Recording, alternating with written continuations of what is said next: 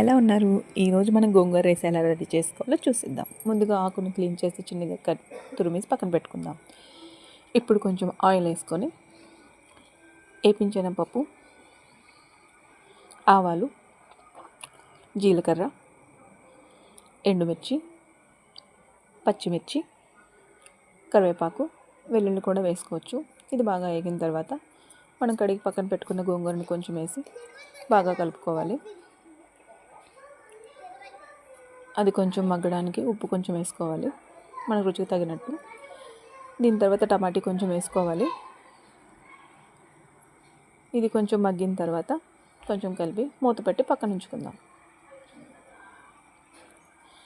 ఇది బాగా మగ్గిన తర్వాత పసుపు, కారం రుచికి తగ్గట్టుగా వేసుకోవాలి.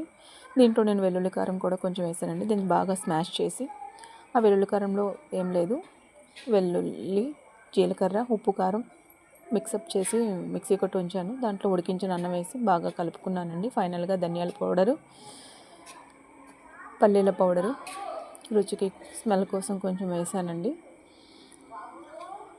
అంతే, మన గోంగూర రైస్ రెడీ అయిపోయింది. ఇది పిల్లలకి స్నాక్స్, లంచ్ బాక్స్ కట్టడానికి చాలా బాగుంటుంది. సింపుల్గా మనం ఇంట్లో కూడా ట్రై చేయొచ్చు. వీడియో నచ్చితే లైక్ చేయండి, సబ్స్క్రైబ్ చేయండి, షేర్ చేయండి. మా హిమన్ బాబు అయితే చాలా ఎంజాయ్ చేశాడు. Thanks for watching.